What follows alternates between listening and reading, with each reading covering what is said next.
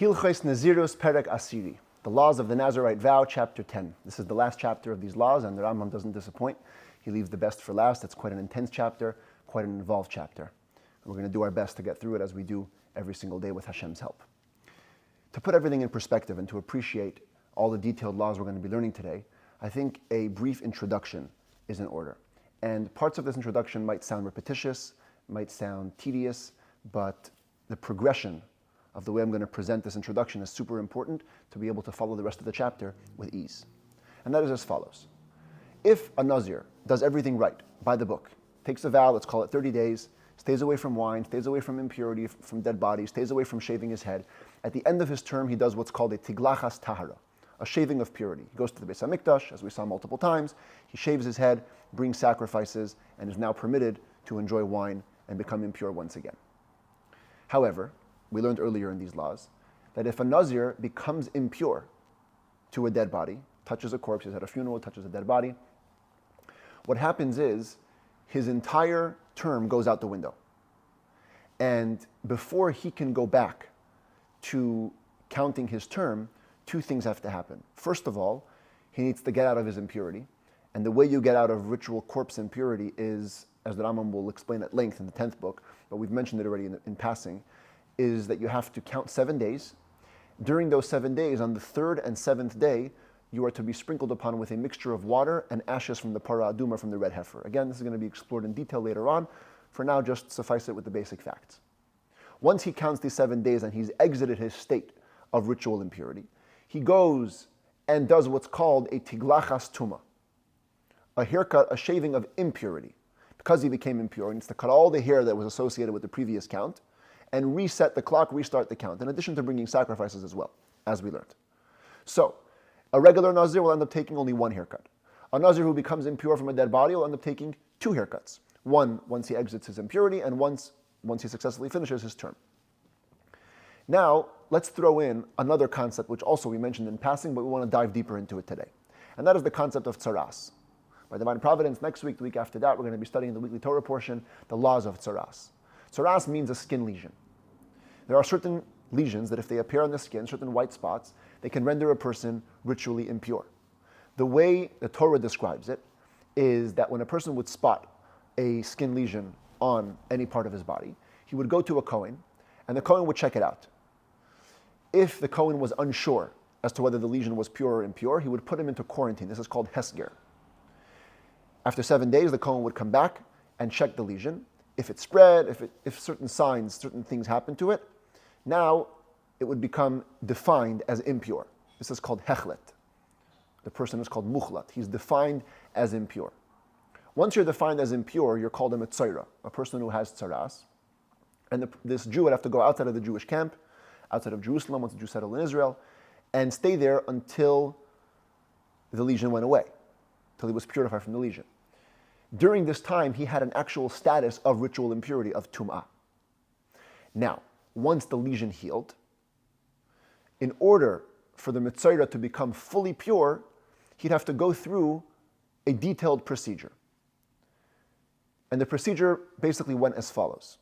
First, a haircut, kind of like the Nazir, but different than the Nazir's haircut, where the Nazir only shaves his head, the metzaira would shave his entire body. The Rambam describes it in this chapter as his entire head. The hair of the head, the hair of the beard, the hair of the eyebrows, you name it. This first haircut of the metzaira was accompanied by a ceremony that involved 2 birds and a piece of cedar wood and a stalk of hyssop, where you would slaughter one of the birds into a bucket of water, the blood would mix with the water, you dip the hyssop and the wood inside of it, and you sprinkle it on the metzaira, and you send the second bird away. I'm saying it in very short because this is going to be also explored in the Rambam's 10th book, where he deals with tzaras at length. The point is, there's a first haircut together with a little sprinkling birds procedure. After that, the metzaira has to wait 7 days, count 7 days, kind of like the person who became impure from the corpse also counts 7 days, gets sprinkled upon with the ashes of the para aduma, 3rd and 7th days. And after the 7 days, he takes a second haircut. Whatever hair managed to grow in that week, again he shaves his entire body. Why is this so important? Because it emerges that a Nazir could have 2 haircuts if he becomes impure, and a metzaira, by default, always has 2 haircuts when he becomes pure. Let's put the two together. What were to happen if a Nazir who's in his term of Nezirus both becomes ritually impure from a dead body and he becomes impure from tsaras, he gets tsaras? In total, he's going to end up taking 4 ritual haircuts. The first and second haircuts when he becomes pure from the tsaras, the third haircut to take care of his impurity from a dead body, and the fourth haircut when he successfully completes his term of Nezirus. Why 4 haircuts? Why not just take 1 haircut and cover a bunch of issues with 1 haircut? So here, the Rambam introduces us to a rule, right in the beginning of the chapter, that every haircut required by the Torah needs to be done on its own. You can't do 1 haircut to cover multiple bases. Each issue needs to be dealt with on its own. So, if we were to examine this case of a Nazir who becomes both ritually impure from a dead body and ritually impure from tsaras, what would end up happening is, basically, his Nezirus would be put on hold for a while. Let's kind of spell it out, okay? Let's say a Nazir took a term for 30 days. So he needs to go successfully for 30 days without touching any impurities. He ends up not only touching a dead body, but also getting tsaras. So the first thing we have to do is take care of his tsaras. Once he becomes pure from his lesions, we're going to give him a haircut, do the bird, hyssop, cedar wood ceremony, wait 7 days, and do the second shaving of the mitzvah. Then we have to take care of the corpse impurity. So for that, we're going to wait 7 days also, like I mentioned before. In order to become pure, you have to wait 7 days. So a total of 14 days has elapsed. After those 7 days, when he becomes fully pure, he'll get the shaving of impurity done and the sacrifices of impurity as well. Then his clock for Nezirus resets and he counts the 30 days. What emerges is, again, I'm repeating it just to bring out the point and to solidify the knowledge. If a Nazir were to certainly have become impure by both corpse tuma and tsaras lesions, his Nezirus would be put on hold for 14 days. First shaving of the mitzvah, 7-day wait. Second shaving of the mitzvah, 7-day wait. Shaving of impurity. Now count your Nezirus properly, and at your conclusion, you're going to shave properly. The tiglachas tara. Now let's throw in a wrench. And this is the main body of the beginning of the chapter. What happens if these impurities descend on the Nazir, not in a definite fashion, but in a doubtful fashion? That means the Nazir went to the funeral, he wasn't sure if he touched a dead body or not. The Nazir has some kind of a lesion. The Kohen says he's unsure if this is definite impurity or maybe it's purity. So, because he's in a state of doubt, he's going to have to rule stringently and assume that he is impure and do whatever it takes to get pure. So he's going to have to go through the 2 shavings of the mitzvah, the shaving of impurity for the Nazir. The problem here is, though, that because he's only in doubt about the impurities, he could never do what it takes to rid himself of those impurities until he concludes counting a full term of regular Nezirus. Why? Because during the time of Nezirus, it's forbidden for a Nazir to shave his head. The only time a Nazir can shave his head is if there's a mitzvah overriding that. The mitzvah overriding that would be a mitzvah getting his shavings, an impure Nazir getting his shavings. But that mitzvah can only be said to override if you're certain about the impurity. If you're in doubt about the impurity, now there's no mitzvah overriding the prohibition of shaving. There's a doubtful mitzvah overriding the prohibition of shaving. Doubtful mitzvahs don't override. And what's going to therefore happen is, let's use the simple case, and then we'll go to the Rambam's case. A simple case would be a Nazir who took a vow to be a Nazir for 30 days. So originally I told you that if you're certain about the impurity of corpse and the impurity of the tsaras lesions, right away, as soon as you're cured from tsaras, do the first shaving, wait 7 days, do the second shaving, wait 7 days, do the shaving of impurity. But here, because he's only in doubt about the impurities, he's going to have to wait a full 30 days before he can even take the first step. Before he can even take the first step of shaving as a mitzvah. Let's say his lesions go away completely. Now there's not even a doubt. He can't just the next day go and shave, because he may never have had the impurity to begin with. He may therefore be still observing his term of Nezirus until he finishes the 30-day count. He can't do anything. So he would have to count 30 days and then shave once. This shaving would be done out of doubt, potentially taking care of the mitzvah issue. At least the first shaving of the mitzvah. Then logic would say, okay, wait 7 days, do the second shaving. No. Because since it's only a doubtful shaving, you have to assume all the stringencies. You have to assume the first shaving was a shaving of maybe nothing to do with a mitzvah, but rather a corpse impurity. Maybe there was no lesions, but there was a definite corpse impurity. And so now he's counting his term of Nezirus. You got to wait another 30 days and then do another shaving. This shaving will then count as a second shaving of the mitzvah, because again, they were in doubt about that and you couldn't do it one after another, because maybe the first one wasn't even the mitzvah, was the corpse impurity. And if this sounds like a riddle, we're going to see it again in the Rambam. He'll spell everything out as I'm saying it, and so we'll be able to repeat it and solidify it. Then you got to wait another 30 days. And now say, maybe the first two were taking care of the mitzvah, and now I got to do the haircut for taking care of the impurity. And finally, after a fourth round, now you're certain you're taking care of a regular Nezirus, that's the Tiglachas Tara. And so what emerges is that when you have a doubt about the impurity, it's going to take longer and put your Nezirus on hold for longer to conclude all the ritual haircuts that are required. Let's throw in even another wrench, side wrench, which Rambam himself brings up later in this chapter. Shavings out of doubt cannot be done by an adult Jewish male. Besides for the issue of a doubtful mitzvah overriding the prohibition for a Nazir to shave his head, there's another issue for a man. The shaving of the head of the Nazir involves shaving also your temples, which is a prohibition in the Torah. You cannot shave your peyot, your sideburns. So if the person has a mitzvah to shave, so of course the mitzvah overrides the prohibition of cutting your payas. But if it's only a doubtful reason to shave, that doubt cannot override the prohibition of shaving. Hence, the Rambam will say later in this chapter, that everything we're about to learn in the beginning of this chapter, the laws that dictate what a Nazir should do if he has a doubtful impurity, is only referring to a child or to a woman, because they don't have the prohibitions of shaving their payot. Indeed, an adult Jewish male who finds himself in this doubt will have to wait those 4 terms, but not shave in between. You only shave once at the very end, as we'll learn later on in this chapter. Let's leave, there's more to be discussed, but let's leave it at that for now. And let's see these principles that we just said in the Rambam. The Rambam begins, Halacha Aleph. Ein adam megaleach tiglachas achas, v'oila lenizrei uletzarate. A person is not allowed to shave a haircut which will count for 2 ritual needs. Let's say for being a Nazir and for getting tzaras lesions.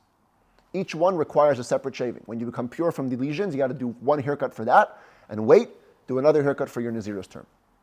Additionally, v'tiglachas hatzaras, bizman shehu sfeik mitzayra, the shaving that's required upon the purification from the skin lesions, if the impurity was only in doubt, if you were in doubt whether you were a mitzayra or not, eina doicha as ha-Nezirus. It cannot override the prohibition of shaving while being a Nazir. Lefichach, therefore, the Rambam picks a case, not the one that I gave you before, where a standard term of 30 days. The Rambam picks a year. Misha Nazar Shana Achas. If someone takes a vow to be a Nazir for a year, and throughout this year, the entirety of the year, he was in doubt whether he had a lesion on his skin, and he was also in doubt whether he touched a corpse. Or he was in doubt about skin lesions throughout the entire year, and only at the end of the year he became impure to a corpse. Because as we said before, it doesn't matter when you become impure in earlier chapters. The impurity destroys the Nezirus, whether it's in the beginning or in the end. The point is, at a certain point throughout the term of your Nezirus, you became in doubt as to whether you had skin lesions or corpse impurity. So, first, the Rambam will give you the bottom line, then spell it out in detail. The bottom line is, because he's impure in doubt, he needs to count 7 days, and have the ashes of the red heifer, the parah aduma, sprinkled upon him on the 3rd and 7th day, like somebody who's trying to emerge from a state of ritual impurity. However, he can't complete the process. He won't do the shaving of impurity on the 7th day. As a matter of fact, the prohibitions of the Nezirus will not be lifted. He will never be able to drink wine or become impure to a corpse, only after completing his term 4 times. 4 years later. He'll be able to consume sacrificial meat after 2 years. This is a parenthetical point. I didn't mention it before in my introduction. When a person has tzaras, he becomes ritually impure. Part of the ritual impurity is that he's forbidden to eat sacrificial meat. As we're going to see, the first 2 shavings that he's going to do take care of the tzaras issue. Since the 2 shavings are going to happen at intervals of a year each, So it turns out he's going to be done with his tzaras after 2 years. Hence, the Rambam says he's going to be able to eat sacrificial meat after 2 years, but only after 2 years. Typically, a person who has tzaras, after 7 days, you're back in the game. You do one shaving, wait 7 days, do a second shaving, and you're back in. Here, because the 2 shavings are going to happen a year apart, he'll only be able to consume sacrificial meat after 2 years. What is the reasoning for all of this? Where he stands now, he needs to take 4 ritual haircuts. Tiglachas Tara, he needs to ultimately successfully complete his term of Nezirus and get a shaving for that, shaving of purity. The Tiglachas Tuma Misafek, he has to also do a shaving for the impurity which he experienced in doubt. Together with the 2 shavings that are required by a person who has tzaras, because he is in doubt about his status as tzaras. And because these last 3 required haircuts are only in doubt, they cannot override the term of Nezirus, so you must count a full term of Nezirus before you can do any of the 1 haircuts.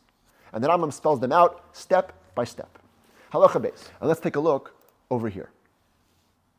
You can see here it says Shana 1, it's year 1, the end of year 1, the end of year 2, the end of year 3, the end of year 4, and we're going to go through all the possibilities that need to be explored. So the Rambam says, Tiglachas Rishayna, the first shaving is going to be done, Megaleach Oisa Achar Shana Rishayna.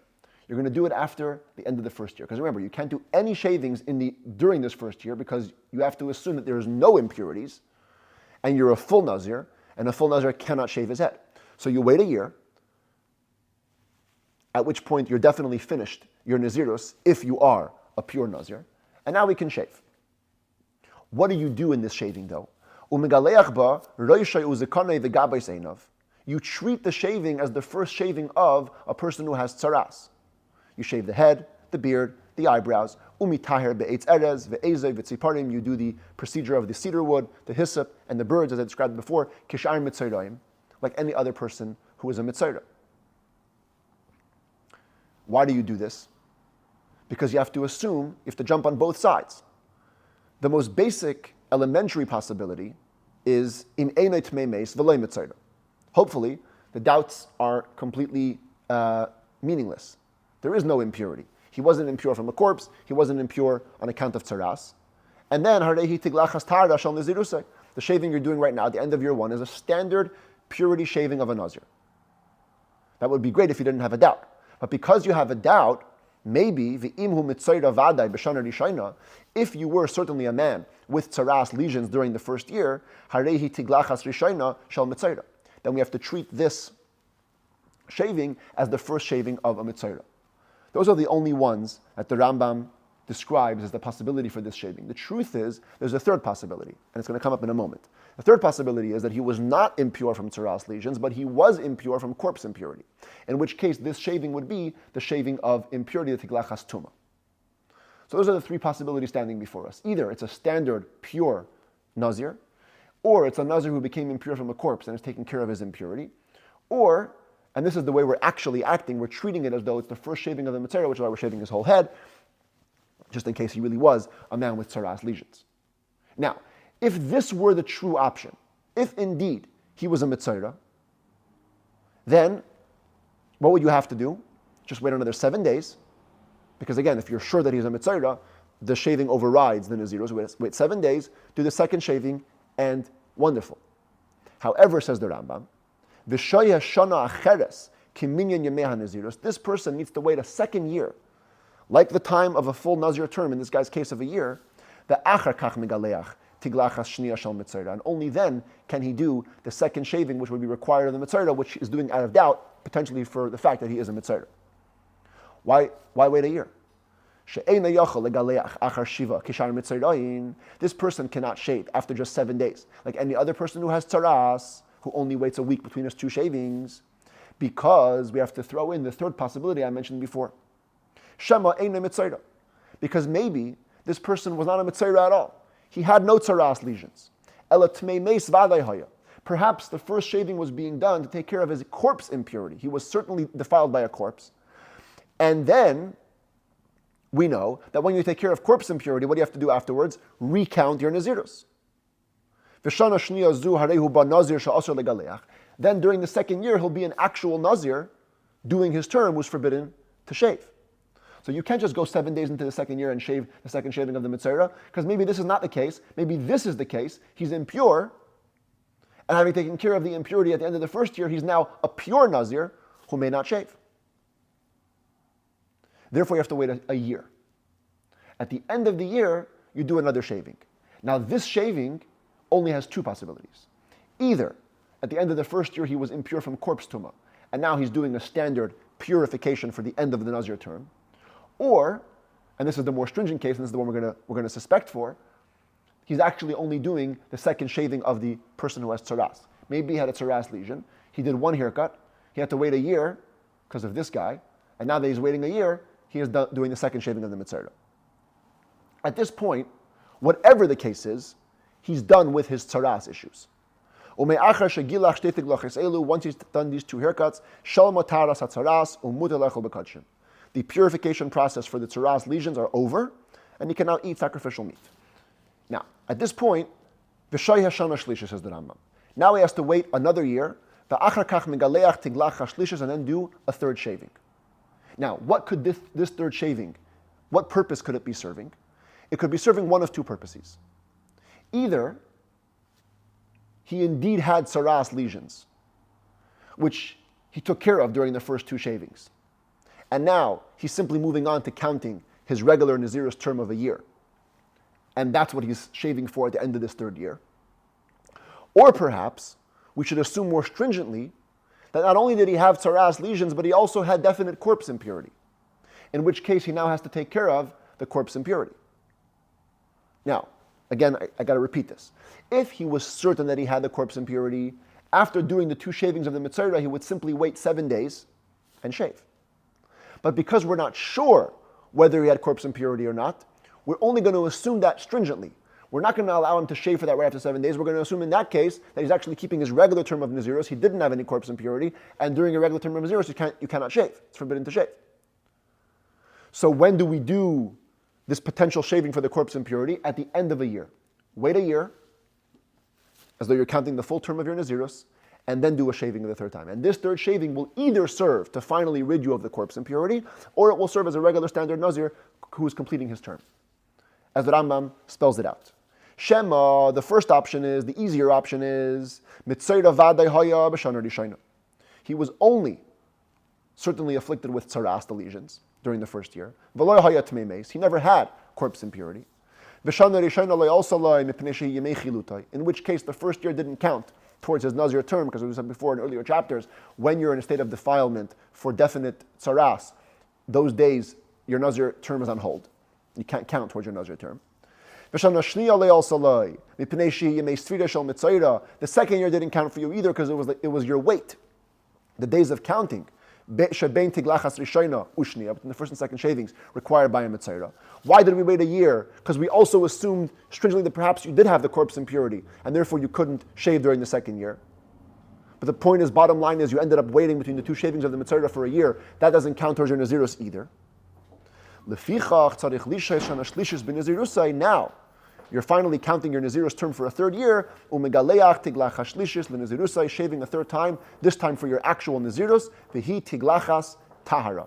I'm choosing that word deliberately. Some texts have tuma. The Radvaz actually wants to put into the Rambam tuma. We're going to go with a simple meaning. It's now a tiglachas tahara. If the first 2 years took care of your tzaras, and you only had tzaras, you didn't have corpse impurity, and the third year finally takes care of your Nezirus, and you're shaving for purity. That's the easier option to assume. However, it's not so simple. We can also assume more stringently. Or perhaps, maybe you were suffering from both counts of impurity. You had the impurity of the tzaras lesions and the corpse impurity. In which case, the one shaving that you're doing here cannot count for taking care of your tzaras and for your Nezirus. So the first and second shavings at the end of the first and second years, we're taking care of the tzaras lesions. And now you're only taking care of your corpse impurity. And this shaving is a shaving of impurity. In which case neither of the 3 years will count towards your Nezirus term. Because the third one's being done for the corpse impurity. Therefore you have to wait yet a fourth year counting the Nezirus term. Is taking a fourth shaving at the end. That one is definitely, by all counts, by all means, the regular shaving of purity done at the end of a Nezirus term. So we assume stringently at each interval point, make you take shavings as though you're going to get them, as though you got all the impurities, but forcing the shavings apart because maybe you didn't get those impurities, till you end up keeping your Nezirus term 4 times and taking care of all the issues. The Rambam adds a final line, the hair that the Nazir shaves off at the end of every doubtful shaving, asur bahana misafik, is forbidden to have benefit from it out of doubt. We learned before that when a Nazir shaves his head, the hair is forbidden to derive benefit from it. You got to throw it under the fire in the temple. But if the Nazir wasn't the full Nazir, shesa'ar Nazir shenitztara mutar bahanaya. If the Nazir got saras lesions, that disrupts his Nezirus count, now his hair is no longer holy. Any hair shaved off from that is not holy and is allowed to have benefit from it. But because you're in doubt, maybe it is the shaving of the Nezirus, you have to always assume stringently, and you cannot use it or derive benefit from it. But that's the bottom line of what happens in a case of a person who has a doubt about his impurities. The Rambam just repeats the point in a larger scale. Similarly, if a person would have made a promise to have a vow of Nezirus for 10 years, and he was during those 10 years in a doubt of whether he had impure lesions, and he also had a doubt of corpse impurity born to him in the end of the years, even at the very end, certainly in the beginning or in the middle, he'll never be able to drink wine until 40 years pass. In other words, till he keeps his term of 10 years 4 times. And he'll again do 4 shavings. One at the end of each decade. The first time you're going to do it, out of a doubt that perhaps this is the end of your tzarash lesions shaving. You have to wait till the end of the 10 years because maybe you weren't. Maybe you were a real Nazir. But this is taking care of the first shaving of the Mitzayra. The second one takes care of the possibility that you need a second shaving on account of the tzaras. Again, you have to wait 10 years because maybe the first one was a corpse impurity issue. And now you're being a real Nazir. But at the end of the 10 years, you got to go back and take care of the second shaving of the Mitzayra. Shlishis, l'sfeik tumasa. The third decade, the haircut at the end of the third decade will take care of the doubt of the corpse impurity, because maybe the first 2 were taking care of the Mitzayra, the third was taking care of the impurity. Revius, and finally at the end of the 4th decade, tiglachas tara, you'll be doing the shaving of purity. And this concludes part 1 of the chapter, dealing with the haircuts that a person will be subjected to because of different impurities. In the next few halachas, the Rambam is going to address a completely different issue. Because we've taken care of the haircut issues. Yeah, we've done all the options, we've broken it up into longer intervals to take care of all the doubtful haircuts that he has to go through. But there's another requirement of a Nazir, both a regular Nazir, a Nazir who becomes impure, and a person who has tzaras, and that is to bring certain sacrifices. And by the way, I mentioned before we began the chapter that the first 3 laws are talking about a female or a child. This issue of karbanos applies to everybody, even an adult male. Even if he doesn't take those doubtful haircuts, he needs to bring different sacrifices to take care of the different impurities. What are those sacrifices? So, take a look on the screen here. For a Mitzayra, at his first shaving, I mentioned before, he brings 2 birds with a hyssop and a cedar wood. At the end of the second shaving, he needs to bring, if he's rich, 3 animals. If he's poor, 2 birds and an animal. Sin offering, burnt offering, guilt offering. When a Nazir becomes impure from corpse impurity, he also needs to bring 2 birds, sin offering and burnt offering, plus an animal as a guilt offering. When the Nazir completes his term successfully, he needs to bring 3 animals, burnt offering, sin offering, and a peace offering. What do we do? What's the question, what do we do? First of all, which sacrifices should you bring at each interval? You can't just bring all of them, because there are certain sacrifices you cannot bring out of doubt. Plus, which category of sacrifices should you bring? Since at each interval you're taking care of either an impurity or you're actually shaving for the standard conclusion of your term of Nezirus, which set should you bring? The set that's required by the impurity, the set that's required by the purity. What do we do? The bottom line of it is that Rambam's going to say that number 1, we're going to bring the minimal amount of sacrifices possible, the least amount of sacrifices possible, which is going to come out to just a bird and an animal, as we're going to explain. Plus, with regards to the sin offering, when you're in doubt, you never bring an animal as a sin offering. You always bring a bird. The Nazir of purity has an animal for a sin offering. That's not going to be brought right now. We're going to take care of that. The Mitzayra, who if he were rich would have to bring a sin offering as an animal, he's only going to bring a sin offering of a bird as a poor person. Therefore, if we're dealing with a rich Mitzayra, the first thing we have to do, as the Rambam says immediately right now, is to make him poor. The Ketzad Mevi Zeh Karban Esav, how should the person who is in doubt, a Nazir and doubtful impurities, bring his sacrifices? First things first, Im Haya Asher, if he was rich, Kaisev Nechasav La'achedim, he must write a document transferring ownership of all his possessions to somebody else. Shemitzayra Asher Shehevi Karban Ani Lo Yatza, because if you have a rich Mitzayra who brings a sacrifice belonging to a poor person, he doesn't fulfill his obligation. And as we're about to see, he's going to have to bring a bird sin offering, which wouldn't be allowed by a rich Mitzayra. So we've got to make him poor. Once we're certain that he's poor, at each of the 3 interval points, you're going to bring a bird as a sin offering and an animal as a burnt offering. At the first, second, and third doubtful shavings. Every sin offering bird, you're not going to eat it. Usually a sin offering eaten by the Kohanim. It's not going to be eaten because it's a doubt, it's going to be buried. And then, Karban Nazir Torah. At the end of the 4th term, which at that point for sure you're taking care of your standard Nezirus, you're going to bring the standard set of sacrifices for a regular Nazir who completes his term in purity, which is Shehu Shalish Behemis Kamei Shavana, which is 3 animals, as we explained. What is the purpose of the 3 birds and the 3 animals that you're going to bring at each interval? So the Rambam explains. Halacha Hey. Shalish Chates Ha'oif Shemevi B'Shalish HaTiglachas. The purpose of the 3 sin offering birds that are brought at the 3 shavings serve the following needs. Chatas Rishoina, at the first shaving you're going to bring a sin offering, Lisfeik Tumasai, because perhaps now you're taking care of your impurity. If we go back to, let's just use this chart. At the end of the 1st year, he's either doing the first shaving of a Mitzayra, or taking care of his corpse impurity if he wasn't a Mitzayra, or taking care of his regular Nezirus. So, if he was taking care of his first shaving of the Mitzayra, there are no sacrifices to be brought. We do involve the 2-bird ceremony. Those aren't a sacrifice. On the off chance that we're dealing with the corpse impurity, we're going to bring the sin offering to take care of that. You brought 1 animal from the set. Again, minimal requirements. Bring the bird as a sin offering for the corpse impurity. Of course, if he's taking care of his Nezirus, regular Nezirus, the bird doesn't have a purpose. So the first bird at the end of the 1st year comes to take care of the doubt that he may be dealing with corpse impurity. Shnia Lisfeik Tzarata. At the end of the 2nd year, he's also going to bring a bird sacrifice, this time on the off chance that he's dealing with his tzaras lesions. Because part of the Mitzayra sacrifice when he's done his 2nd shaving is to bring a bird offering as a bird as a sin offering. Of course, when he's poor, as we already made sure. So the 2nd Chatas takes care of the doubt of the Mitzayra. She'ena Mitzayra mevi karbanai ela la'achar tiglach hashniya, because the Mitzayra only brings a sacrifice after his 2nd shaving. V'chein Chatas shlishi is l'sveik tumasai.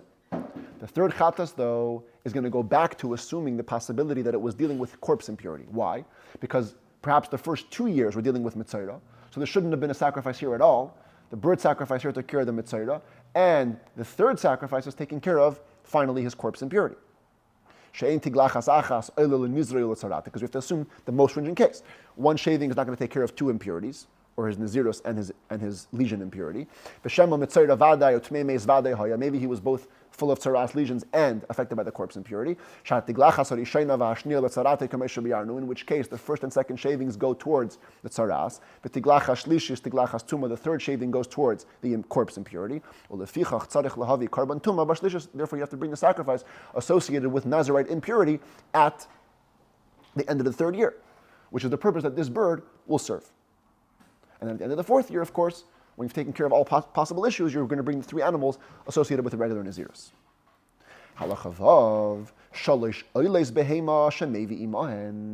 What about the animals?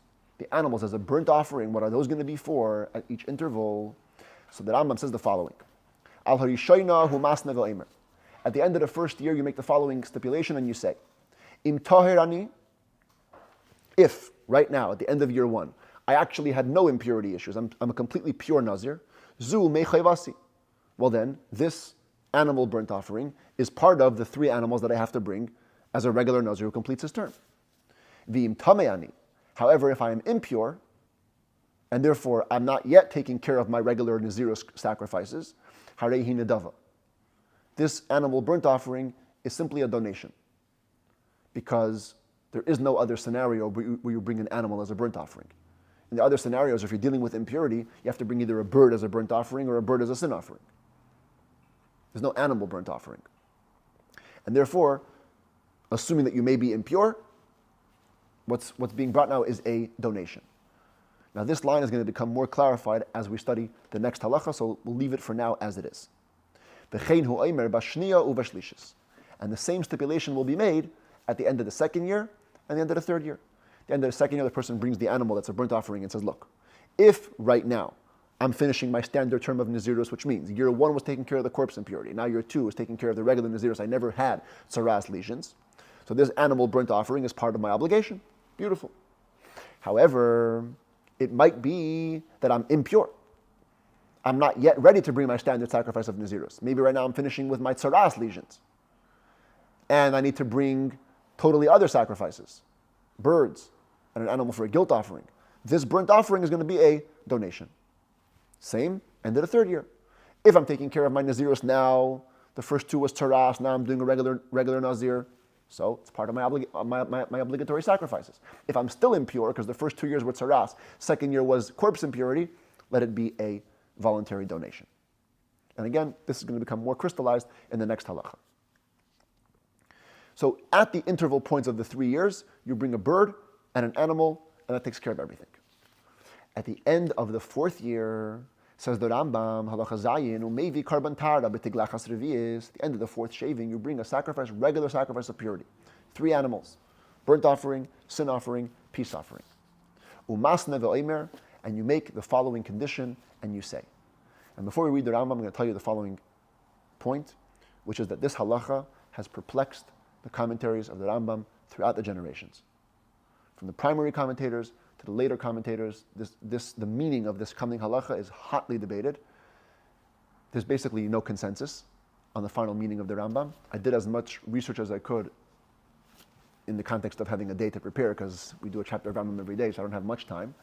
And I'm going to present one approach from the commentaries here. By no means is it satisfactory on all levels.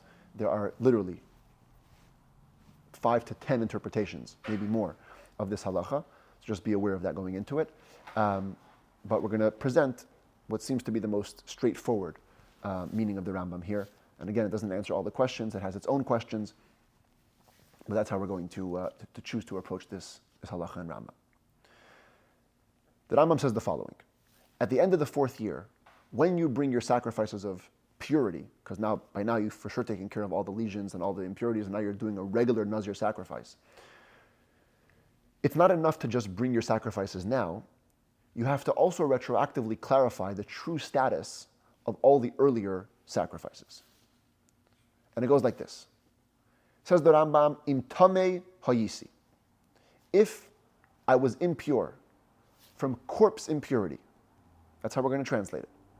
The person is now saying, I'm looking back, and I'm assuming the probability that I was definitely impure from a corpse, and I'm going to add in again, because we're going with, this is the interpretation offered by the Kesef Mishnah, the way it's understood by the Lechem Mishnah.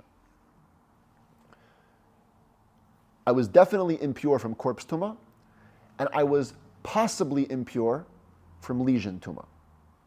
Tamei meis vadai mitzoira safek. Then, Rishoino Nedava, the first animal that I brought at the end of the 1st year, because I was definitely impure from corpse impurity, was taking care of my corpse impurity, and hence it was a donation, because you don't bring an animal as an impurity sacrifice, you'd have to bring a bird, so the animal counts for a donation. Vizu chayva, and the animal burnt offering which I'm bringing today at the end of the 4th year is going to fulfill my true obligation of bringing the standard Nezirus, carbon oila. The 2nd and 3rd animals that we brought are also going to be a donation. Because at any rate, they were taking care of a type of impurity, a definite corpse impurity, a possible tsaras impurity, and for impurity sacrifices, you never bring an animal as a burnt offering, you only bring them for the full completing of the Nezirus, therefore they were all donations.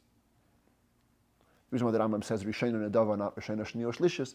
Commentaries explain because he's borrowing the language of the Gemara, which it's based on, which just says that word, Rishayna Nedava v'zu chayva. But we're explaining this case as Tamei Meis Vadai Mitzayra Safek. V'im Muchlat Hayisi. If I was impure by tsaras lesions, and again, we're going to be talking about the case as interpreted by the Kesef Mishnah Lechem Mishnah. Mitzayra Vadai Tmei Meis B'Safek. The opposite scenario. He's looking back and he says, I was certainly impure by tsaras lesions, and I was possibly impure by corpse tumah lesions. So now, looking backwards, the purposes that the animal served would be somewhat different. Rishayna chayvas mitzayra. The very first animal I brought was the burnt offering animal that's required to be brought by a person who has tsaras lesions. Vizu chayvas Nezirus. And this one that I'm bringing now is taking care of my standard Nezirus, because I was certainly a person with tsaras lesions, so I took care of that with the first animal. This animal is taking care of the Nazir obligation. And the two middle ones, which were taking care of impurity, not tsaras, the potential corpse impurity, were a donation. Now, right here, we've got to stop and address another point, which is that Rambam just said 2 laws ago that a mitzvah only brings his sacrifices at the end of the second shaving. Since the second shaving is happening at the end of the second year, we would expect what Rambam to say over here that not the first one was the obligation of the mitzvah, the second one was the obligation of the mitzvah. And for this, we're going to go with the classic answer that the commentaries present, which is that although that's true, ideally the mitzvah should bring his sacrifice into the second year. If he brought it at the end of the first year, it's okay. The sin offering has to be brought on time into the second year, but the burnt offering could even be brought after the first shaving. Why? As the Rambam explains himself in the 8th book, the burnt offering is only a dirdin, it's only a gift. It doesn't achieve the atonement. So it can be brought earlier. Not only could it be brought earlier, it should be brought earlier, in this case, as the commentaries explain. Because since at the end of the first year he's shaving, and he's shaving only out of doubt, whatever animal he's bringing that we could make into a mandatory offering, we should.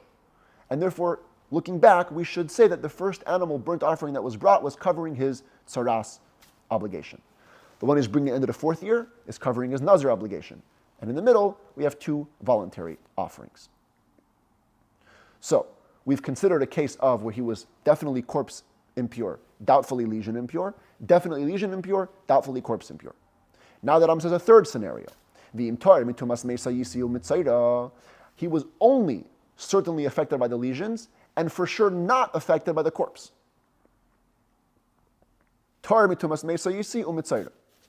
Well then, since I was for sure a mitzayra, the first one took care of the tsaras, and again, the Rambam says the first one, as we just explained, because you could bring it earlier, and in this case you actually should bring it earlier. But in this scenario, because there was no corpse impurity involved, so the second year, at the end of the second year, even though the shaving was taking care of the mitzayra, the tsaras issues, the animal again, whenever you have an opportunity to make it a mandatory offering, make it a mandatory offering and say that that was being brought as part of his Nazir sacrifices.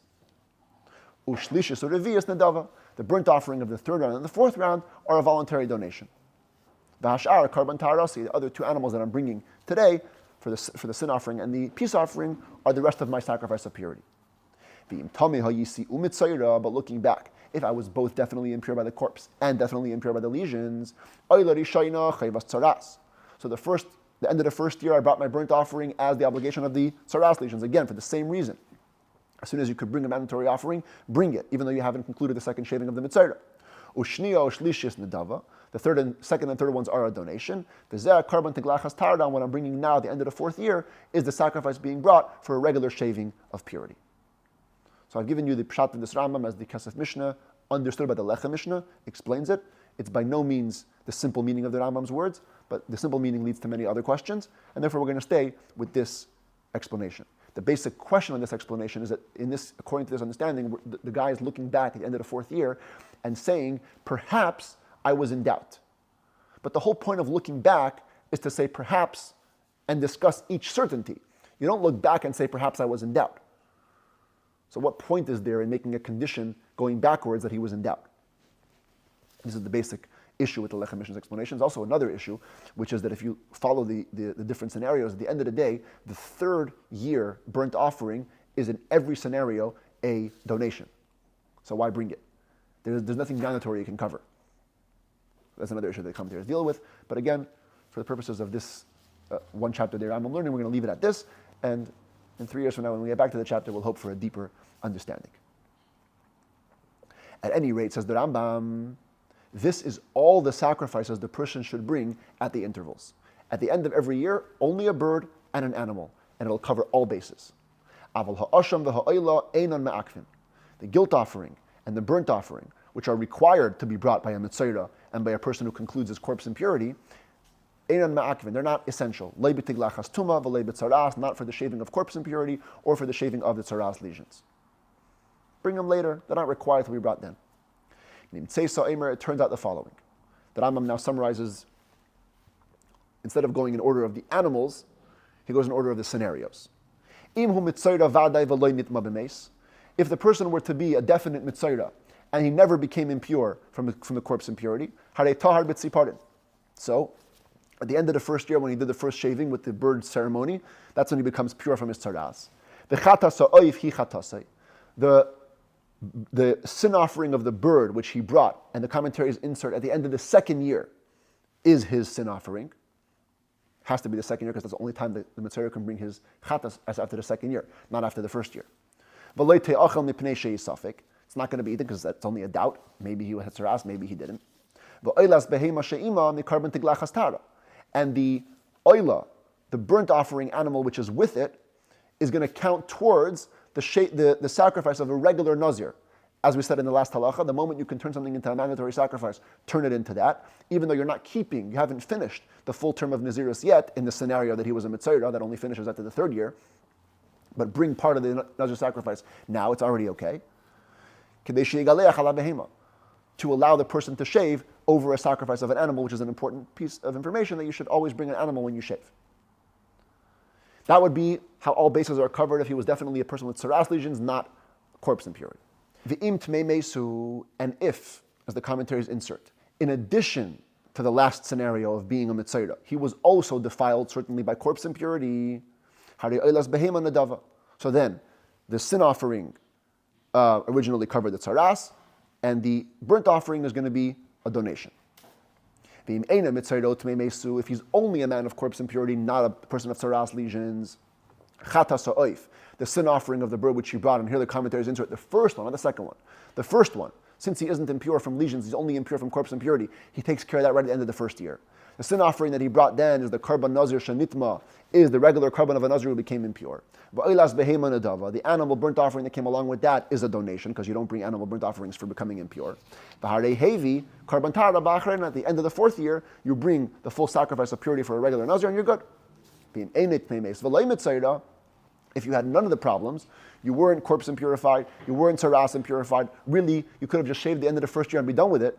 So we're going to retroactively say that the animal burnt offering which you brought at the end of the first year is part of your nazir sacrifice. Because again, as soon as you can make a mandatory sacrifice, make it so that you can shave properly with the animal sacrifice. And the bird sin offering which you brought the first time is anyways brought only out of doubt, and it won't be eaten by the kohanim.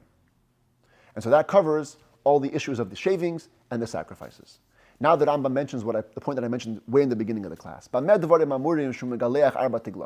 there's these laws said that you have to take 4 shavings out of doubt, if he was a child or a female. But an adult male can never shave his head out of doubt. Not a shaving for a doubtful impurity, or a shaving for a doubtful lesion impurity, because perhaps he was really pure. He didn't have any of the impurities. He's shaving the temples, the sideburns, the payas, without having a mitzvah to do so. Therefore, he will only shave the shaving of purity, because the shavings at the intervals aren't essential, they're only there for the ideal way of performing the mitzvah. Here where you can't, because you're an adult male, so you avoid them. Of course, you bring the sacrifices, the ones we just described at length, but not the shavings. So till now we've talked about a scenario where a nazir was a regular nazir, and both impurities were in doubt. What if only one was in doubt and one was certain? So the Rambam describes both cases, each one according to its laws. Halacha Yud. Nazir shenitztara vaday v'nitma b'safek. If a nazir knows he became impure from tzaras lesions, but he's not sure whether he became impure from a corpse, ketzad hu oisa, what does he do? So, achar sheyitar mitzaratai. First of all, make sure to become pure from your lesion. Do the shavings. The commentaries insert. Do both shavings. You do the shavings, and then you wait the 7 days and do the second shaving. Mazeh b'shlishiu b'shvi. Then you sprinkle yourself with the ashes of the para aduma for the impurity. Umegaleach tiglachas tuma. And you shave the shaving of impurity. Because you have to worry, maybe you became impure from a corpse. The commentaries say this shaving has to be done after counting a full term of Nezirus. Since it's being done out of doubt, you have to wait the full term. Let's say if it was a year, a full year, before you do the tiglachas tuma. Then start the clock again, count another term of Nezirus. Because the first term fell away through the doubtful corpse impurity which you became impure with. And you bring a sacrifice of purity and drink the water. Now you can drink wine again. You're like a regular person.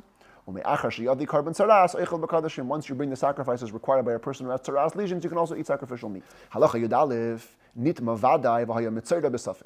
What if you were certain about the corpse impurity, but you were in doubt about the tzaras lesions? And you became pure from those doubtful lesions. They're gone. So technically what should happen now is, very easily, you should simply do the 2 shavings of the Mitzvah, 7 days apart, wait to become ritually pure from the corpse impurity, do the Tumah shaving, and go on to counting your term of Nezirus.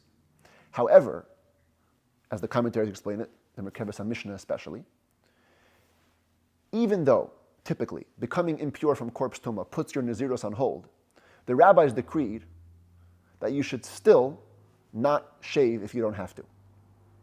And therefore, he cannot do the 2 shavings of the Mitzvah just right now. Because you have to assume maybe there was no tzaras lesions. Maybe you don't have the mitzvah to shave at all. Therefore, says the Rambam, count the full term of your Nezirus. Now you're for sure done with that. And now shave the first shaving of the Mitzvah.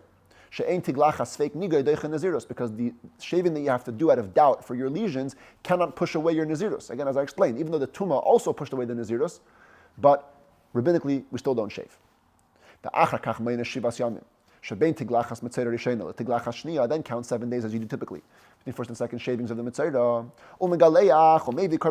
Shave your head a second time, bring your sacrifices. And the commentaries say, have in mind you're only bringing these sacrifices for the Mitzvah. And you can eat sacrificial meat.